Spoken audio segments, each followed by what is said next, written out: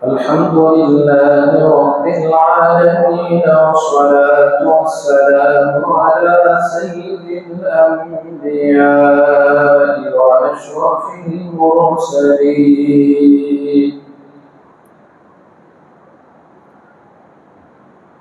سيدنا محمد وعلى آله وصحبه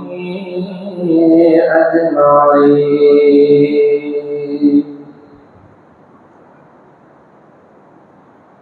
أما بعد، فأعوذ بالله من الشيطان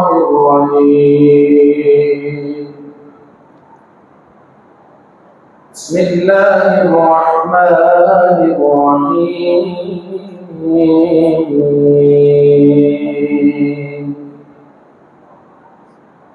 كأنهم يوم يرونها لم يلبثوا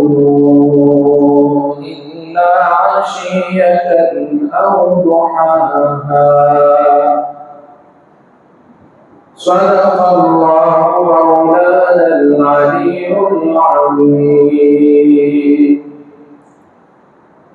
وقال سيدنا محمد رسول الله صلى الله عليه وسلم: الدنيا جيفة وطالبها كلاب،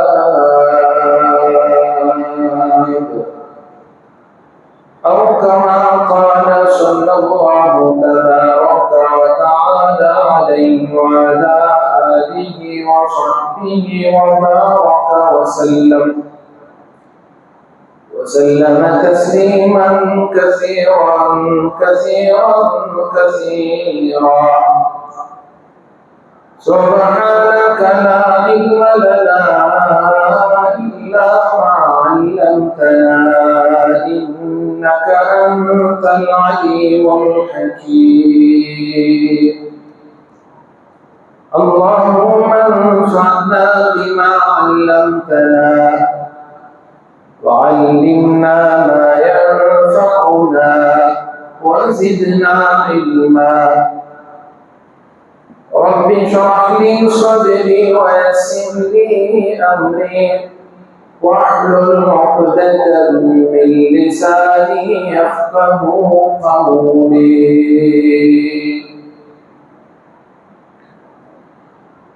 बुजुर्गान मुहतरम, नौजवानान मुकर्रम, अजीज दोस्तों, मैंने आप हज़रात के सामने हम सब के आका और मौला सरकार दो आलम, फ़ख्र बनी आदम, रसूल मुकर्रम, नबी मुहतशम, इमामुल अंबिया वल मुत्तक़ीन, सय्यिदुल अव्वलीन व सय्यिदुल आखिरीन, शफ़ीउल मुज़निबीन व रहमतुल लिल आलमीन, अहमद मुज्तबा मोहम्मद मुस्तफ़ा हबीब खुदा सल्लल्लाहु अलैहि व आलिहि व सहबिहि वसल्लम की एक हदीस पढ़ने की सआदत हासिल की है। आका अलैहिस्सलाम ने इरशाद फरमाया: दुनिया जीफा, दुनिया मुर्दार है। वतालिबुहा, और आपने दुनिया के तलबगारों के बारे में, दुनिया के पीछे पढ़ने वालों के बारे में इरशाद फरमाया: वतालिबुहा किलाब, कि इसके तलबगार वो कुत्ते हुआ करते हैं, कुत्तों के मालिक होते हैं। मैंने आपके सामने हदीस का तर्जुमा किया है जो रसूलुल्लाह सल्लल्लाहु अलैहि वसल्लम ने इरशाद फरमाया है। हाज़िरीन गिरामी, दुनिया के पीछे पढ़ने वालों को चूंकि दुनिया के बारे में हुजूर ने मुर्दा करार दिया कि दुनिया मुर्दार है, मुर्दार सिर्फ कुत्ता नहीं खाता बल्कि और जानवर और परिंदे भी खाते हैं। कौवा भी मुर्दार खाता है। रसूलुल्लाह सल्लल्लाहु وسلم نے دنیا جیسے مردار کو کھانے والوں کو کوے سے تشبیہ نہیں کی، حالانکہ کوا بھی مردار کھاتا ہے۔ آپ نے دنیا کے پیچھے پڑنے والوں کو کتے سے تشبیہ دی تو اس کی وجوہات بھی ہیں، کیونکہ میرے اور آپ کے آقا جوامع الکلم ہے۔ آپ کا ایک ایک جملہ اور ایک ایک لفظ اپنے اندر معنی کا سمندر رکھتا ہے۔ آپ کا ایک ایک ارشاد معنی، مفہوم اور ترجمے اور مطلب کے حساب سے بہت بڑا گہرا سمندر کی حیثیت رکھتا ہے۔ آپ نے کسی اور مردار کھانے والے جانور سے دنیا کے پیچھے پڑنے والے کو تشبیہ نہیں دی۔ مثال کے طور پر کوا بھی تو مردار کھاتا ہے، آپ نے اس سے تشبیہ نہ دی بلکہ کتے کے ساتھ تشبیہ دی دنیا جیسے مردار کے پیچھے پڑنے والے انسان کی۔ اس کی وجہ یہ ہے کوا جب مردار کھانے کے لیے آتا ہے تو وہ اکیلا نہیں کھاتا بلکہ شور مچا کر اپنے کنبے اور خاندان کو بلاتا ہے، کووں کو اکٹھے کر کے وہ مردار کھاتا ہے۔ لیکن وہی اگر کسی مردار پر کتے کی نگاہ پڑے تو وہ کتا کسی اور اپنے خاندان کے فرد کو قریب بھی آنے نہیں دیتا، خاموشی سے وہ اس مردار پہ لپٹ پڑتا ہے اور اس کو خوب کھاتا ہے۔ اگر کوئی دوسرا کتا اس مردار کے پاس آتا ہے تو پھر وہ اس مردار کو چھوڑ کر پہلے اس دوسرے کتے کو بھگانے کے لیے بھونکتا ہے اور اس کو دور کرنے کے لیے لڑ پڑتا ہے۔ انسان کا بھی یہی حال ہے، اگر کہیں اسے مال نظر آئے، دنیا اسے نظر آئے تو وہ تنے تنہا اس کو کھانا چاہتا ہے، اکیلا اس پورے مال کو حاصل کرنا چاہتا ہے، اسے دوسرے انسان نظر نہیں آتے۔ اگر کوئی کمپنی ایسی ہو کہ اس میں اور پارٹنر بھی ہو تو ہر پارٹنر کا جی یہ چاہتا ہے کہ میرے حصے میں مال زیادہ آئے، کسی طرح اپنے ساتھ والے کو بھگاؤں، کسی طرح اسے دھوکہ کروں، زیادہ مجھے مال ملے۔ اس لیے سرکار دو عالم نے جب تشبیہ دی دنیا جیسے مردار کے پیچھے پڑنے والوں کو تو آپ نے کوے سے تشبیہ نہ دی بلکہ کتے سے تشبیہ۔ دوسرا کوا جب کسی مردار کو کھاتا ہے، دن کے اجالے میں کھاتا ہے، رات کا اندھیرا چھا جائے تو اٹھ کر اپنے گھونسلے توڑ کر چلا جاتا ہے،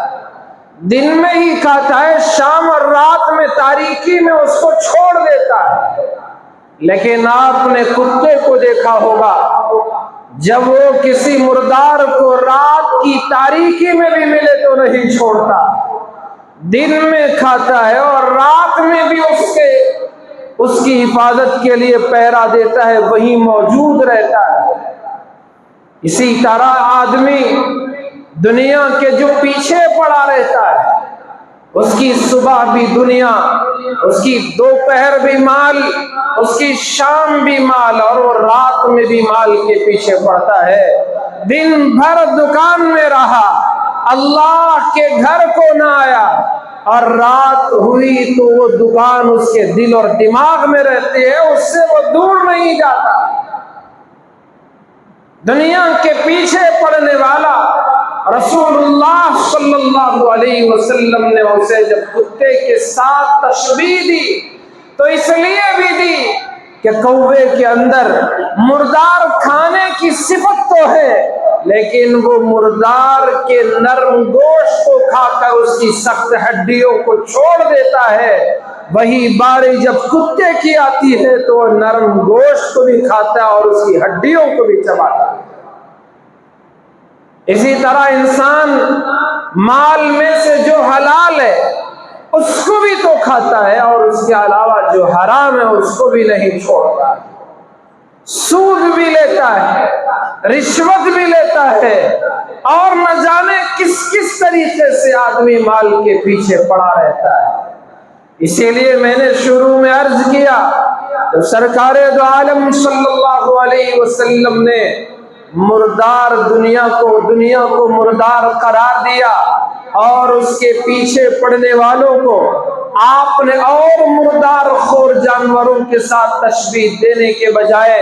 کتے کے ساتھ اس لیے تشبیہ دی کہ یہ ساری جو برائیاں کتے میں ہیں، کتا اکیلا سارے مردے کو کھانا چاہتا ہے، حالانکہ اس کو کھا نہیں سکتا۔ اس کتے سے 5 گنا بڑا وہ جانور ہے، مردار ہے، تو اس کو اکیلا وہ کھا نہیں سکتا، لیکن پھر بھی اور کسی اور کو وہاں دیکھنا برداشت نہیں کرتا۔ وہی جب کوے کی باری مردار کھانے کی آتی ہے، کوا شور مچا کر اپنے پورے خاندان اور قبیلے کو اکٹھا کرتا ہے اور اعلان کرتا ہے کہ آؤ میرے خاندان والوں، مجھے بھی روزی ملی اور تم بھی اس کا مزہ چکھو۔ تو اس طرح رسول اکرم صلی اللہ علیہ وسلم نے دنیا کے پیچھے پڑنے والے، یاد رکھیں یہ دنیا کی زندگی، قرآن کہتا ہے وَمَا الْحَيَاةُ الدُّنْيَا إِلَّا مَتَاعُ الْغُرُورِ، لوگوں یہ دنیاوی زندگی دھوکے کا تھوڑا سا سامان ہے۔ متاع کہتے ہیں جیسے ہمارے گھروں میں برتن پوچھنے کے لیے کوئی کپڑا ہو، ہمارے ہاتھ پوچھنے کے لیے جو کوئی کرچیف اور کپڑا اور رومال رکھا جاتا ہے، اس کو عربی میں متاع کہتے ہیں۔ اس کپڑے کی کیا حیثیت ہے جسے میں اور آپ ہاتھ پوچھتے ہیں، اور اس ٹیشو پیپر کی کیا حیثیت ہے جسے کوئی اپنے گیلے ہاتھ سکھانے کے لیے استعمال کرتا ہے۔ قرآن مجید نے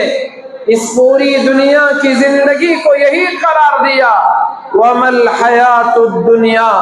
إِلَّا مَتَاعُ الْغُرُورِ، لوگوں جس دولت پر تم اترا رہے ہو، جس عہدے اور کرسی کا تمہیں ناز ہے، جس دنیا کے اکٹھا کرنے کے لیے اپنے دن بھر اور رات بھر کی سب کچھ سارے اوقات آپ صرف کر دے رہے ہو، تمہاری ساری صلاحیتیں جس دنیا کو حاصل کرنے کے لیے کھپا رہے ہو، یہ دنیا کا تو دھوکے کا وہ ہاتھ پوچھنے کے جو رومال کی حیثیت ہے، ٹیشو پیپر کی جو حیثیت ہے، اس سے زیادہ اس کی کوئی حیثیت نہیں۔ ایک اللہ والے کے خواب میں دنیا ایک خوبصورت عورت کی شکل میں آئی۔ اللہ والے نے پوچھا، اے دنیا، تو نے لاکھوں لوگوں سے نکاح کیا ہے، کتنا اور کو دھوکہ دے گی، پھر بھی تیرا حسن نہیں گیا، تیرا جمال نہیں گیا، تیری خوبصورتی اور بھی ہے، اور کتنوں کو دھوکہ دے گی؟ تو دنیا نے اس اللہ والے سے جواب میں کہا، جن لوگوں نے مجھ سے نکاح کیا وہ سب نامرد تھے، وہ دنیا کے حریص تھے، اور جو اصل مرد تھے انہوں نے مجھ سے نکاح ہی نہ کیا، میری طرف نگاہ بھی نہ اٹھائی، انہوں نے میری طرف خیال بھی نہ کیا۔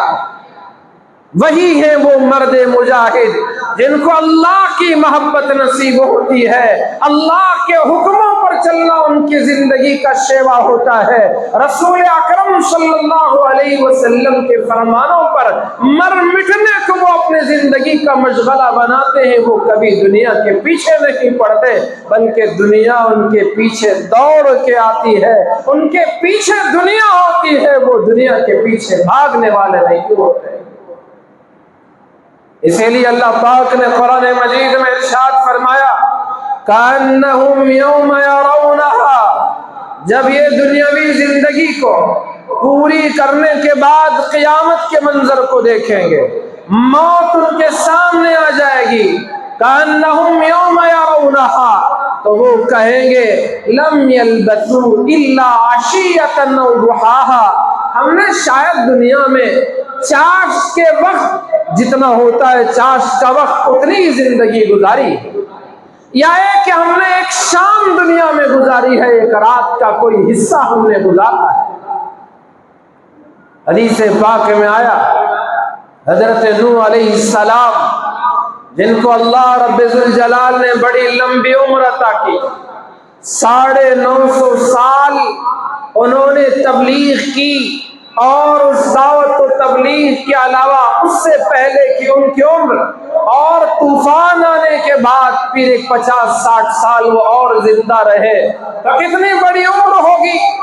انتقال کے بعد میں جب ان سے پوچھا گیا، اللہ نے ان سے پوچھا، اے نوح آپ نے دنیا کی زندگی کو کیسے پایا، کیسے تمہاری دنیا کی زندگی گزری؟ تو حضرت نوح علیہ السلام، میرے بھائیوں 30-40-50-60 سال 70 سال کی زندگی میں اور آپ گزارتے ہیں، اور اس دنیا کی مختصر سی زندگی حضرت نوح کی اور ان کی قوم کی زندگی کے سامنے، ان کی لمبی عمر کے سامنے اگر اس زمانے میں اتنی چھوٹی عمریں ہوتی تو وہ کسی درخت کے نیچے کھڑے کھڑے باتیں کرتے کرتے اور ایسے ہی وہ دنیا کی زندگی کو گزار دیتے۔ اتنی لمبی عمر پانے والے لوگ دنیا سے گزر گئے، میرے اور آپ کی زندگی کا ہے حساب ہی کیا ہے؟ یہ گنتی کے چند دن ہیں، یہ دنیا کی زندگی انگلیوں پر گنے جانے والے چند دن ہیں۔ اس زندگی کے لیے کیوں ہم دھوکہ کھاتے ہیں؟ کیوں اس زندگی کے لیے دوسروں کو دھوکہ دیتے ہیں؟ مال اکٹھا کر کے کروڑ پتی بن بھی جائے تو یہ دنیا اسے دھوکہ دے دیتی ہے، عمر اس کی فنا ہوتی ہے، وہ موت کے منہ میں چلا جاتا ہے۔ چند ہی دن پہلے میں نے ایک ڈاکٹر کا کلپ دیکھا، وہ کہہ رہا تھا کہ ICU وارڈ میں نے 20 سال کی زندگی گزاری ہے، اور ہمیں پتہ چل جاتا کہ آنے والے ICU کے پیشنٹ 50% وہ لوگ ہوتے ہیں جن کی موت یقینی ہوتی ہے، اور اس سے 50% ہی لوگ بچا کر کسی طرح سے نکل پاتے ہیں۔ تو میں نے ایک 70 سال کے بوڑھے کو دیکھا، زاروں قطار وہ رو رہا تھا،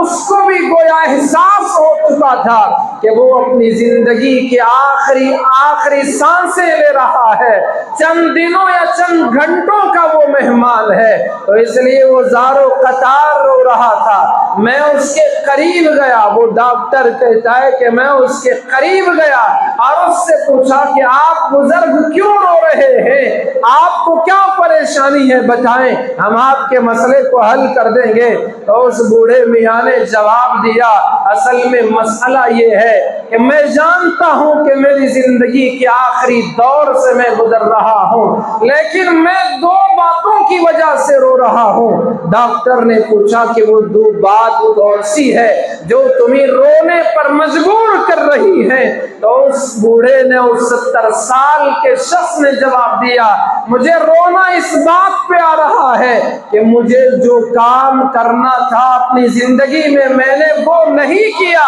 اس لیے رو رہا ہوں، اور اس لیے بھی رو رہا ہوں جو نہیں کرنا تھا میں نے وہ کام کر دیے، اس لیے مجھے رونا آ رہا ہے۔ ڈاکٹر نے پوچھا کہ جناب بتاؤ وہ کام کون سا تھا جو تم کو کرنا چاہیے تھا تم نے نہیں کیا؟ تو اس نے کہا کہ مجھے لوگوں کے ساتھ بھلائی کرنی تھی، اپنوں کے ساتھ وفاداری کرنی تھی، اللہ نے مجھے مال و دولت دی تھی تو میں ان پر لٹانا تھا، ان کے کام آنا تھا، میں ان کے کام نہ آ سکا، اس لیے مجھے رونا آ رہا ہے۔ پھر اس ڈاکٹر نے اس سے پوچھا کہ وہ کون سا کام ہے جو تم نہیں کرنا تھا تم نے کر دیا جس پر تم آج رو رہے ہو؟ تو اس بوڑھے میاں نے جواب دیا کہ مجھے کسی اور پر ظلم نہیں کرنا تھا، کسی اور کو نہیں ستانا تھا، کسی اور کا حق نہیں مارنا تھا، لیکن کیا کروں کہ مجھے دوسروں کو ستانے میں مزہ آتا تھا،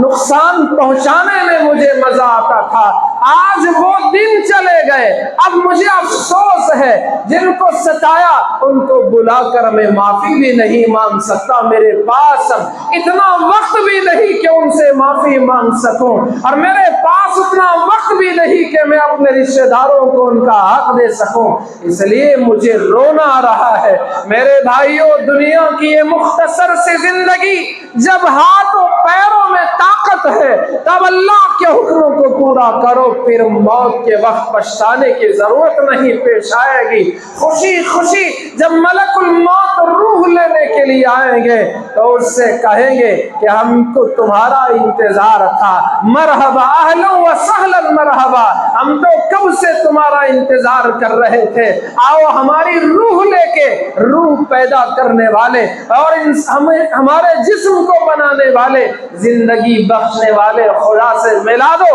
اپنوں سے ہمیں ملنے کا بڑا انتظار ہے، رسول اللہ کے دیدار کا ہمیں بڑا انتظار ہے، تو وہ خوشی خوشی موت کو اپنے گلے سے لگائے گا۔ اور اگر دنیا کی زندگی اس زندگی میں گناہوں کو ہلکا سمجھا اور نیکیوں سے دور رہ کر زندگی گزاری، گناہوں کو ہلکا سمجھ کے کرتے کرتے آگے بڑھتے چلے گئے، تو جب ملک الموت سامنے ہوں گے سوائے افسوس کے کوئی اور چارہ ہمارے لیے باقی نہیں رہ جائے گا۔ میں عرض کر رہا تھا، حضرت سیدنا نوح علیہ السلام سے اللہ نے پوچھا، جبکہ نوح علیہ السلام کی اتنی بڑی زندگی، بتاؤ تم نے دنیا کی زندگی کو کیسے پایا؟ حضرت نوح علیہ السلام نے جواب میں عرض کیا، باری تعالی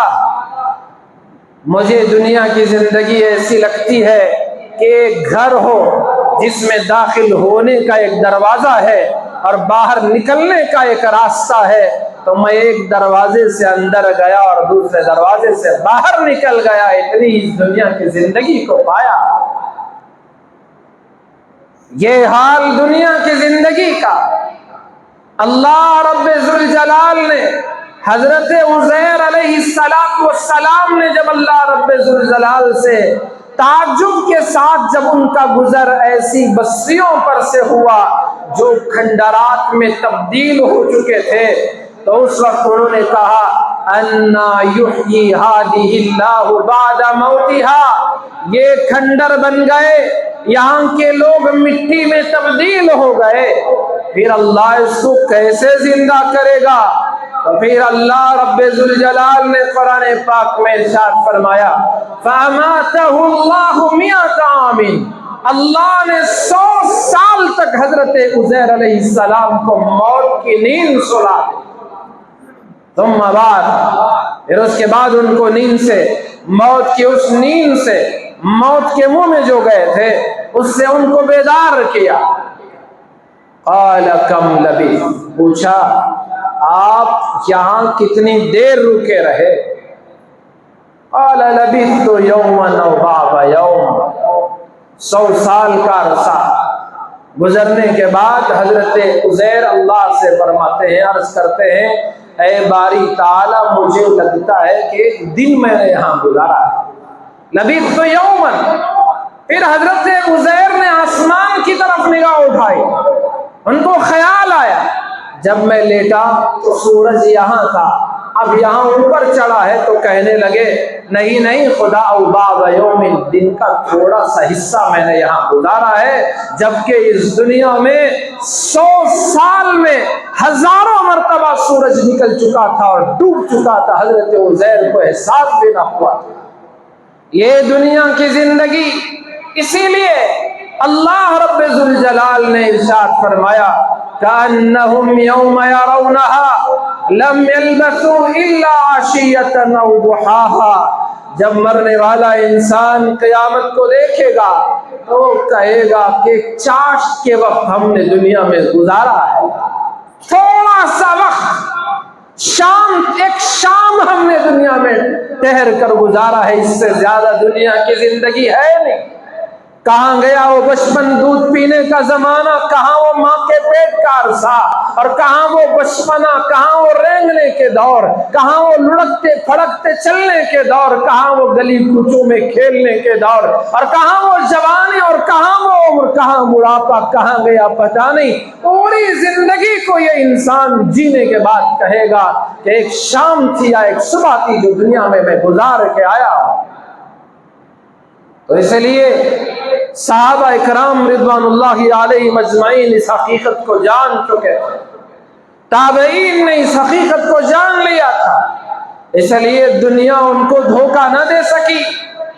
دنیا میں رہنے کے باوجود دنیا سے وہ دھوکہ نہیں کھاتے تھے۔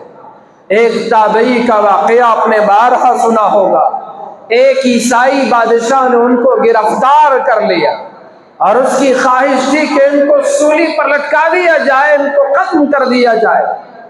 لیکن ان کے وزیر نے کہا بادشاہ جہاں پناہ یہ بڑے کام کا آدمی ہے، بڑا بہادر ہے، اگر کسی طرح ہمارے مذہب میں یہ آ جائے، کسی بھی طرح سے آ جائے تو ہماری یہ پوری ملٹری کا جرنیل بن سکتا ہے اور سپہ سالار بن کر ہمارے ملک کے لیے بہت بڑا تحفہ ثابت ہو سکتا ہے۔ بادشاہ نے سوچا چلو بڑی اچھی بات ہے، تو اسے آفر دیا کہ ہم آپ کو سلطنت کا اتنا حصہ دے دیں گے، آپ وہاں کے فرما روا ہوگے، ایک مرتبہ اپنا دین چھوڑ دو اور ہمارے دین کو اپنا لو، تمہیں اس سلطنت سے نواز دیا جائے گا۔ ذرا برپل بھر کے لیے بھی اس تابعی نے اللہ ان کے درجات کو بلند فرمائے، اللہ ان کی قبر پر کروڑوں رحمتیں نازل فرمائے، ایک لمحے کے لیے بھی اس طرف توجہ نہ دی، جبکہ سلطنت کا آفر تھا، بادشاہ کی کرسی کا آفر تھا۔ آج ہمارا حال کیا، تھوڑے پیسے کے لیے کیا کچھ کر بیٹھتے۔ بادشاہ گھر لوٹا، محل میں آیا، پریشان بیٹھا ہوا تھا۔ شہزادی نے پوچھا ابا جان کیوں اتنا پریشان ہیں؟ بادشاہ نے بات سنائی، ایک ایسا قیدی ہمارے قید خانے میں آیا ہے، ہمارا وزیر کہتا ہے کہ اگر اسے ہمارے مذہب میں لایا جائے تو یہ بڑے کام کا آدمی ہے، بڑا بہادر ہے اور بہت زیادہ اس کے پاس جنگ کی مہارت اور فن موجود ہے، تو اس لیے میں نے اسے سلطنت کا آفر دیا تو بھی وہ پگھلنے کو تیار نہیں۔ تو اس پر بیٹی شہزادی نے کہا ابا جان آپ کیوں اتنا پریشان ہوتے ہیں، یہ کام مجھ پر چھوڑ دیں، میں لمحوں میں اس کو اپنا گرویدہ بنا لوں۔ میرے خوبصورت کمرے میں بادشاہ نے اس قیدی کو، اس تابعی کو بند کر دیا اور شہزادی کو ڈیوٹی لگا دی۔ شہزادی بنتی سورتی تھی بڑی خوبصورت، تو وہ بند سور کر اس تابعی کے کمرے میں داخل ہوتی اور اسے کھانا پیش کرتی اور ان کے سامنے مختلف قسم کے حلوے پیش کرتی، وقت پر بند سور کر آتی۔ دن 2 دن کئی دن گزر گئے، کیا مجال کہ اس تابعی نے ایک وقت بھی اپنی نگاہ اس لڑکی پہ لگائی ہو۔ وہ حیران رہ گئی، تعجب میں پڑ گئی، بالآخر تھک ہار کے پوچھنے لگی کیا تو آدمی انسان ہے نہیں؟ اتنی حسین و جمیل جس کے لیے پوری سلطنت کے نوجوان آگے بڑھے، تو کیسا آدمی ہے؟ میں خود بن سمر کر تیرے پاس آتی ہوں اور تو مجھے دیکھتا بھی نہیں، میری طرف نظر بھی نہیں اٹھاتا، آخر تیری یہ کیسی تیرے اندر یہ قوت ہے کہ تم میری طرف نظر بھی نہیں اٹھاتا؟ کیا بات ہے تیرے اندر؟ جب وہ پوچھنے لگی تو انہوں نے جواب دیا کہ اللہ کو ماننے والے ہم لوگ ہیں، ہمارا مذہب یہ سکھاتا ہے کہ کسی نامحرم پر نظر نہ اٹھائی جائے، تو اس لیے میں اپنے نظروں کو نیچے رکھتا ہوں۔ تو اس شہزادی کو بھی بات سمجھ میں آئی، تو اس نے کہا کہ جب تمہارا مذہب ایسا ہے تو پھر ہم ہی تمہارے مذہب کی بات سکھاؤ، تمہارے دین کی باتیں بتاؤ۔ پھر انہوں نے اللہ اور اس کے رسول کی باتیں سنانا شروع کی، تو پھر اس شہزادی کا جو عیسائی تھی اس کا دل اسلام کی طرف مائل ہو گیا، جو شکار کے لیے آئی تھی خود شکار ہو گیا۔ میرے بھائیوں سوچنے کی بات ہے، اسلام میں اللہ نے وہ لچک رکھی ہے اور اسلام کے ماننے والوں میں اللہ نے وہ قوت رکھی ہے جو ان کو ایک بار دیکھتا ہے تو ان کا گرویدہ بن جاتا ہے۔ اسلام پر چلنے کی ضرورت ہے۔ میں اور آپ بچپن سے دین و ایمان کی باتیں کہتے اور سنتے آئے ہیں، قرآن پڑھتے سنتے آئے ہیں، رسول اللہ صلی اللہ علیہ وسلم کے فرامین پڑھتے اور سنتے آئے ہیں، لیکن آج بھی دنیا نے ہم کو نہیں چھوڑا،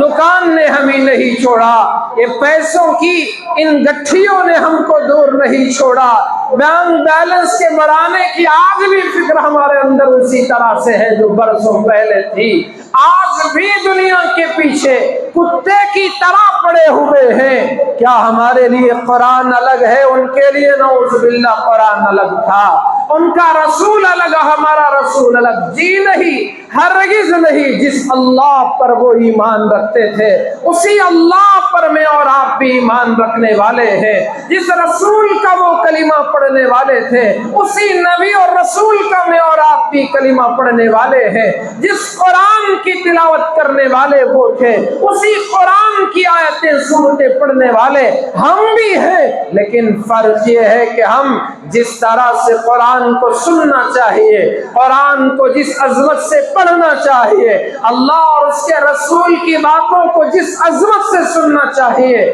وہ عظمت ہمارے دلوں میں نہیں۔ اس لیے ہمارا حال یہ ہے، ہفتے میں ایک مرتبہ اللہ رسول کی بات تو سن لیتے ہیں لیکن دل میں وہ بات نہیں اترتی، اس لیے کہ ہم اس سر کے کانوں سے تو سنتے ہیں، دل کے کان سے نہیں سنتے۔ کاش کے دل کے کان کھول کر سنتے اور اس نیت سے سنتے کہ ہر بات میرے عمل کی ہے، ہر بات میرے کام کی ہے، ایک سوچ کر سنتے تو اللہ دل کی دنیا کو بدل دیتا اور ہمیں دیکھ کر اور لوگ بھی اسلام کی طرف متوجہ ہوتے۔ تو وہ تابعی جس کو لبھانے کے لیے وقت کی شہزادی عیسائی شہزادی نے اپنا سارا حسن اس کے سامنے رکھ دیا، اپنا جمال اس کے سامنے بکھیر دیا، اپنا سارا جلوہ ان کے سامنے رکھ دیا، پھر بھی وہ ایک نظر اٹھا کر اس کی طرف نہ دیکھے تو اس کے دل میں بات آئی کہ آخر یہ مذہب کون سا ہے۔ دین اسلام کو اس نے سیکھا، پھر کلمہ پڑھ کے مسلمان ہو گئی اور اسی نے ترکیب بتائی کہ کس طرح سے یہاں سے ہم کو نکلنا ہے، تو ترکیب بھی اسی شہزادی نے بتائی، تو دونوں وہاں سے نکل بھی گئے، قید سے آزاد بھی ہو گئے۔ مجھے عرض کرنا یہ ہے، اگر ایمان مضبوط ہے تو پھر گناہ کے اڈوں میں پہنچ کر بھی انسان گناہ سے بچتا ہے، حرام خوری کے اڈوں میں پہنچ کر بھی انسان حرام کھانے سے بچ جاتا ہے، اور اگر ایمان کمزور ہے تو مسجد کی چادر میں پڑنے والے مال کو بھی کھانے سے اور درگاہ اور قبرستان عیدگاہوں میں مدرسوں میں پڑھنے والے پیسے کو کھانے سے بھی وہ پیچھے نہیں ہٹتا۔ دل میں ایمان ہو تو پھر وہ ایمانوں سے ڈراتا ہے کہ کوئی دیکھے نہ دیکھے خدا تجھے دیکھ رہا ہے، کوئی سوئے نہ سوئے خدا تو جاگ کر تیری نگرانی کر رہا ہے، اور کسی کے سامنے تو کھڑے ہو کر حساب دے کے نہ دے، اللہ کے سامنے کھڑے ہو کر تجھے حساب دینا پڑے۔ اور جو اللہ کے سامنے وَأَمَّا مَنْ خَافَ مَقَامَ رَبِّهِ وَنَهَى النَّفْسَ عَنِ الْهَوَىٰ فَإِنَّ الْجَنَّةَ هِيَ الْمَأْوَىٰ، اللہ نے ارشاد فرمایا کہ جو اپنے رب کے سامنے کھڑے ہونے سے ڈرے اور اپنے آپ کو گناہوں سے بچائے، خواہشات سے بچائے، وَنَهَى النَّفْسَ اپنے نفس کو بچائے، عَنِ الْهَوَىٰ خواہشات سے بچائے، فَإِنَّ الْجَنَّةَ هِيَ الْمَأْوَىٰ، اس کے لیے تو میں نے جنت سجا کے رکھی ہے، اس کے لیے تو جنت اس کا ٹھکانہ ہے۔ اور جو نہیں ڈرتا من چاہی زندگی گزارتا ہے، جو جی میں آیا کر لیا، دل میں آیا نماز پڑھی، دل میں آیا چھوڑ دیا، جب جی میں آیا جو کام آیا اپنی مرضی سے کر لیا، اللہ اور اس کے رسول کے حکم طریقے کو بھلا دیا، پھر اس کے لیے تو فَإِنَّ الْجَحِيمَ هِيَ الْمَأْوَى، اس کے لیے تو جہنم کا ٹھکانہ ہے۔ اس لیے دنیا کی یہ مختصر سی زندگی اچھی گزارو تو بھی گزر جائے گی، اور برائی کے ساتھ گزارو تو بھی گزر جائے گی۔ موت کے وقت پتہ چلے گا، انسان روئے گا، اس کے رونے کا کوئی فائدہ نہ ہو۔ تو اس لیے موت کا غرغرہ آنے سے پہلے اللہ سے سچی توبہ کر کے اپنے آپ کو اللہ کے حوالے کرو۔ ہم نے چند ہی دن پہلے قربانی دی، اور اس وقت ہم نے آیت پڑھی ان صلاتی ونسکی ومحیای ومماتی للہ رب العالمین، میری نماز بھی، میری قربانی بھی، میرا جینا اور میرا مرنا سب کچھ اللہ رب العالمین کے لیے ہے۔ ہم نے جانور کو قربان کرتے ہوئے ہم نے گویا یہ احساس دلایا کہ آج سے میری خواہشات و جذبات کو بھی میں نے قربان کر دیا۔ عید تو گزر گئی، قربانی تو گزر گئی، لیکن وہ خواہشات نفس آج بھی ہے، اسی کے پیچھے ہم پڑے ہوئے ہیں، نفس کے پجاری بن چکے ہیں۔ افرأیت من اتخذ الہہ ہواہ، قرآن کہہ رہا ہے میرے محبوب کیا آپ نے اس شخص کو نہیں دیکھا جس نے اپنے نفس کو ہی، اپنی خواہشات کو ہی اپنا خدا بنا لیا ہے۔ آج ہم بھی نفس کے پجاری بن چکے ہیں، خواہشات کے پیچھے پڑے ہوئے ہیں۔ اسی لیے رسول اللہ صلی اللہ علیہ وسلم نے ارشاد فرمایا الدنیا جیفا، لوگو دنیا مردار ہے، وطالبوها کلاب، اور اس کے پیچھے پڑنے والے کتوں کے مانند ہوا کرتے ہیں۔ اور اس لیے دنیا کے دھوکے میں نہیں آنا چاہیے۔ وَمَا الْحَيَاةُ الدُّنْيَا إِلَّا مَتَاعُ الْغُرُورِ، یہ دنیاوی زندگی دھوکے کا سامان ہے۔ جس طرح ٹیشو کو ہم ہاتھ پوچھ کر پھینک دیتے ہیں، قرآن نے اسی طرح دنیا کے بارے میں کہا کہ یہ دھوکے کا اتنا ہی حیثیت کا یہ سامان ہے۔ تمہاری ضرورت ہے تمہارے ہاتھ پوچھنے کی، ہم نے ٹیشو لیا، پوچھا اور اسے پھینک دیا، اس سے زیادہ دنیا کی کوئی حیثیت نہیں ہے۔ اگر اس سے زیادہ دنیا کی کوئی حیثیت ہوتی تو قارون اپنے خزانے کے ساتھ زمین میں نہیں دھنستا، اور اگر اس سے زیادہ دنیا کی حیثیت ہوتی تو فرعون اتنا مالدار اور اتنا سلطنت کے ساتھ وہ پانی میں نہیں ڈوبتا۔ اگر دنیا کی اس سے زیادہ حیثیت ہوتی نمرود کو ایک لنگڑے مچھر کے ذریعے سے ہلاک اور نہیں برباد نہیں کیا جاتا۔ اگر دنیا کی اس سے زیادہ حیثیت ہوتی تو پھر یہ دنیا انبیاء علیہ السلام کے قدموں میں ہوتی، وہ سب سے بڑے مالدار ہوتے، وہ سب سے بڑے توانگر ہوتے، وہ سب سے بڑے بادشاہ اور حکمران ہوتے۔ یاد رکھیں دنیا کی کوئی وقت نہیں ہے، مچھر کے پر کی بھی اس کی کوئی حیثیت نہیں ہے۔ جس دنیا کے پیچھے میں اور آپ پڑھ کر اپنی جوانی کو تباہ کر رہے ہیں، اپنی صحت کو تباہ کر رہے ہیں، اپنی وہ عمر عزیز جس کے بارے میں کل قیامت میں سوال کیا جائے گا۔ حدیث پاک میں آیا رسول اکرم صلی اللہ علیہ وسلم نے ارشاد فرمایا کہ ابن آدم کے قدم قیامت کے میدان میں ذرہ برابر اپنی جگہ سے ہٹ نہیں سکیں گے، ہل نہیں سکیں گے، جب تک کہ وہ 5 سوالوں کا جواب نہ دے دے۔ اس سے سوال کیا جائے گا ان عمرہ فیما افنا، اللہ کے بندے اور بندی بتا میں نے تجھے عمر دیا تھا، بتا تو نے اسے کہاں فنا اور برباد کر دیا۔ وان شبابہ فیما بلا، اس کی جوانی کا حساب پوچھا جائے گا، بتا تو نے اسے کہاں داغدار کیا، کہاں اس جوانی کو پراگندہ کر دیا، کس فلم کے اڈے میں، کس تو نے بے حیائی کے اڈے میں اپنی جوانی کو داغدار کیا، تو نے کس نشے کے اڈے میں اپنی جوانی کو تو نے پراگندہ کر دیا۔ وان شبابہ فیما بلا، سوال ہوگا ان مالہ، مال کا حساب دینا ہوگا۔ جب مال کے حساب کی سوال کی باری آئے گی، مال سے متعلق 2 سوال سوال کیے جائیں گے من این اکتسبہ، او بندے خدا، او بندی خدا بتا تو نے اس مال کو کہاں سے کمایا تھا؟ کہیں کسی یتیم کا مال تو نہیں لوٹا تھا، کہیں کسی بیوہ کی زمین تو نے ہڑپ نہیں لی تھی، کہیں کسی غریب اور مستحق کے مال کو تو نے نہیں کھا لیا تھا، کہیں تو نے نماز اور اللہ کے حکموں کو چھوڑ کر تو مال نہیں کمایا، تو نے اللہ کے حکموں کو توڑ کر تو مال نہیں کمایا۔ من این اکتسبہ، کہاں سے تو نے اس مال کو کمایا تھا؟ اور سوال ہوگا وفیما انفق، اے آدم کے بیٹے، اے ہوا کی بیٹی بتا تو نے اس مال کو جو حاصل کیا تھا اس مال کو تو نے کہاں خرچ کیا تھا؟ کہیں اللہ کے حکموں کو توڑنے میں تو نہیں خرچ کیا تھا، کہیں اللہ کی ناراضگی میں تو نے اپنے مال کو خرچ نہیں کیا تھا۔ فیما انفق، بتا تو نے اس مال کو کہاں خرچ کیا تھا؟ کہیں تو نے اس مال کو بے جا اسراف میں، کبھی میوزک اور گانوں میں، کبھی فلموں اور ناچ گانوں میں، اور تو کبھی کسی اور اللہ کے حکموں کے خلاف تو نے اس مال کو خرچ تو نہیں کیا۔ وفیما انفق، یاد رکھے میں بھی اس سوال سے بری نہیں ہوں، آپ میں سے کوئی بھی اس سوال سے اپنے دامن اور پلوں کو نہیں جھاڑ سکتا، ہر ایک کو کھڑے ہو کر اللہ کے سامنے حساب دینا ہوگا، اور پھر سوال ہوگا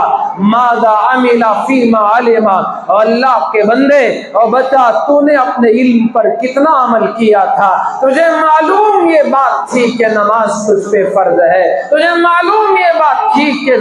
زکوٰۃ تجھ پہ فرض ہے اور روزے فرض ہے، مالداروں پر حج فرض ہے، بتا تو نے ان باتوں پر کتنا عمل کیا، فرائض کا کتنا خیال کیا؟ تجھے معلوم تھا کہ تیرے ماں کے قدموں کے نیچے تیری جنت کو اللہ نے سجا کے رکھا ہے، بتا تو نے تیری ماں کی اطاعت کی کہ نہیں کی، نافرما برداری کی کہ نافرمانی کی، حساب دینا پڑے گا۔ ماذا عمل فیما علم، اس لیے میرے بھائیوں یہ دنیا کی زندگی جو ایک شام ڈھلتی شام کے برابر ہے، اور یہ دنیا کی زندگی اشراق اور چاش کے ایک صبح کے برابر بھی نہیں ہے۔ اتنی چھوٹی سی زندگی کو خوبصورت بنانے کے لیے اللہ کے یہاں ہمیشہ کی زندگی کو خوشگوار بنانے کے لیے اللہ کے حکموں پر چلنے کی کوشش کرو، رسول اللہ صلی اللہ علیہ وسلم کی سنتوں پر عمل کرنے کی کوشش کرو۔ قربان جاؤ ان صحابہ کرام پر، جب کبھی ان کے سامنے رسول اللہ کا کوئی حکم آتا، آپ کی کوئی بات اور مشورہ آتا، دل و جان سے چاہ کر قبول کرتے، اس پہ عمل کرتے۔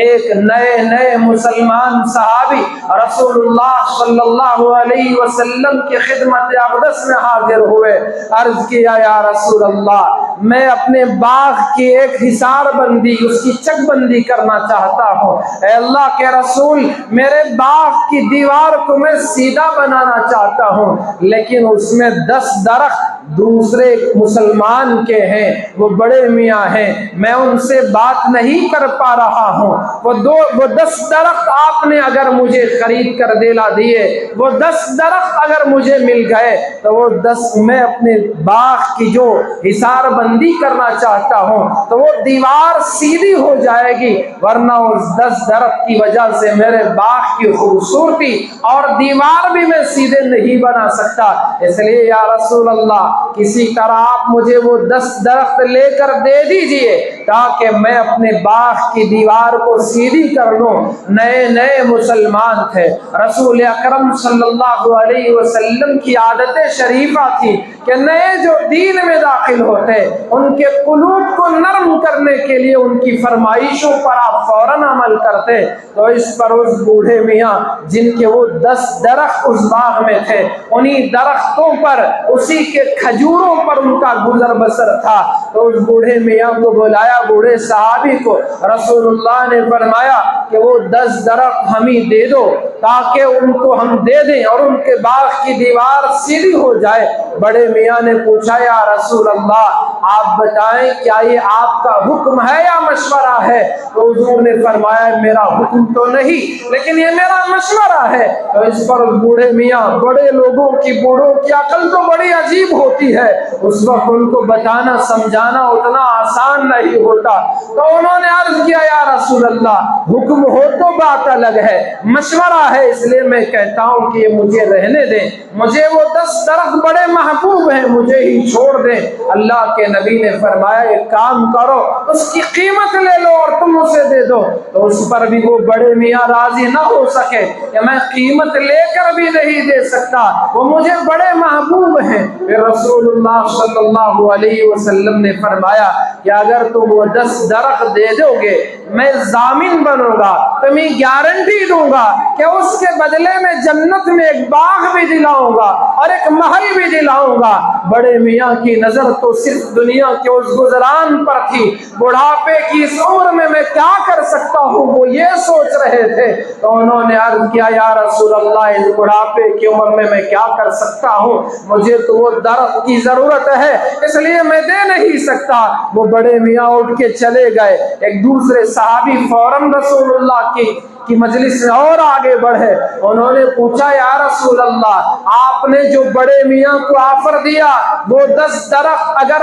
وہ جو آفر آپ نے دیا کہ اس کے بدلے میں جنت میں باغ بھی ملے گا اور جنت کا محل بھی ملے گا، یا رسول اللہ میرے سرکار کیا وہ آفر صرف ان کے لیے تھا یا میرے لیے بھی ہے؟ تو حضور نے فرمایا اگر تو نے بھی یہ کام کیا تو یہ تمہارے لیے بھی ہے۔ فوراً گئے اس بڑے میاں کے پاس ملنے کے لیے، ان سے ملاقات کی، سلام پیام کے بعد کہنے لگے بڑے میاں کیا تم مجھے جانتے ہو؟ تو انہوں نے کہا کہ میں تو تمہیں نہیں جانتا۔ پھر انہوں نے پوچھا کہ تم اس باغ کے بارے میں جانتے ہو جس باغ میں 1000 کھجور کے درخت لگے ہوئے ہیں؟ تو انہوں نے کہا ہاں اس باغ کا میں نے بھی بڑا شہرا اور چرچا سنا ہے اور اس کے کھجور تو بڑے عمدہ ہیں۔ پھر تعریفیں شروع کر دی۔ تو جب دیکھا کہ اب تو توا سارا گرم ہو چکا ہے تو اس صحابی نے اس بڑے صحابی سے بوڑھے میاں سے کہنے لگے میں تمہارے سے سودا کرنے آیا ہوں، میں اپنے 1000 درختوں والا وہ باغ تمہیں بیچنے آیا ہوں۔ اور انہوں نے قیمت پوچھی تو کہا وہ 10 درخت جسے تم نے دینے سے رسول اللہ کو انکار کیا تھا وہی 10 درخت اس 1000 درختوں والے باغ کی قیمت ہے، تم دے دو یہ سارا باغ تمہارے نام کر دوں گا۔ بڑے میاں کی آنکھوں میں چمک آ گئی اور چاہیے تو کیا تھا، 10 درختوں کے لیے ہی تو وہ اتنا سب کچھ کر رہے تھے، جب 1000 درختوں کا باغ مل رہا ہے، جن 10 درختوں پر ان کا گزران کا اس سے زیادہ قیمت مل رہی ہے، فوراً راضی ہو گئے۔ اس صحابی نے سودا کر لیا، 10 درخت انہوں نے خرید لیے اور اپنے 1000 درختوں والا باغ ان کے حوالے کر دیا۔ سیدھے دوڑے دوڑے سرکار دو عالم صلی اللہ علیہ وسلم کی مبارک خدمت میں پہنچ گئے۔ عرض کیا یا رسول اللہ میں نے سودا کر لیا ہے، وہ 1000 درختوں والا جو میرا اپنا ذاتی باغ تھا میں نے اس بوڑھے میاں کو بیچ دیا ہے۔ یا رسول اللہ یہ 10 درخت جو آپ نے مانگے تھے اور جس کے بدلے آپ نے جنت میں باغ اور محل کا وعدہ کیا تھا، یا رسول اللہ وہ 10 درخت میں نے آپ کے نام کرنے کے لیے آپ کی مبارک مجلس میں آپ کی خدمت اقدس میں حاضری دی ہے۔ یا رسول اللہ آپ نے وعدہ جنت میں باغ اور محل کا کیا تھا، یا رسول اللہ یہ 10 درخت آپ لے لیں۔ قربان جائے اس صحابی کے اس جذبے پر، انہوں نے اپنے 1000 درختوں کے باغ کو 10 درختوں کے بدلے انہوں نے بیچ دیا اور وہ 10 درخت بھی رسول اللہ کے نام پہ قربان کر دیے۔ میرے بھائیوں یہ وعدے اللہ اور اس کے رسول کے میرے لیے بھی ہیں، آپ کے لیے بھی ہیں، لیکن دنیا نے مجھے اور آپ کو اتنا دھوکے میں ڈال رکھا ہے، اس نے ہمارے آنکھوں پر پٹی باندھ رکھا ہے، دنیا کی خوبصورتی نے ہمیں الجھا کے رکھ دیا ہے۔ اور میرے بھائیوں جس دنیا کو ہم پائیدار سمجھ رہے ہیں اس دنیا دنیا کو اللہ کہہ رہا ہے وما متاع الحیات الدنیا الا متاع الغرور، یہ دھوکے کا تھوڑا سا سامان ہے۔ اس لیے اللہ کے بندو اللہ سے ڈرو، اس کے حکموں کی طرف آؤ، اور اس زندگی کو خوبصورت بنانے کے لیے اللہ کے حکم اور رسول اللہ صلی اللہ علیہ وسلم کے مبارک طریقے پہ آ جاؤ، تو پھر ہماری یہ زندگی خوبصورت ہوگی۔ دنیا میں یہ گزارے ہوئے دن، یہ بتائے ہوئے یہ راتیں کل ہمارے اعمال نامے میں اور نیکیوں کے ساتھ آئیں گی، تو پھر ہمیں اس دنیا کی زندگی میں جینے کا حقیقی مزہ آخرت کی زندگی میں ملے گا۔ اللہ مجھے اور آپ کو سمجھنے کی توفیق عطا فرمائے۔ پروردگار ہمیں اس دنیا کے دھوکے سے بچ کر آخرت کی تیاری کرنے کی توفیق عطا فرمائے۔ آمین ثم آمین، وآخر دعوانا ان الحمد للہ رب العالمین۔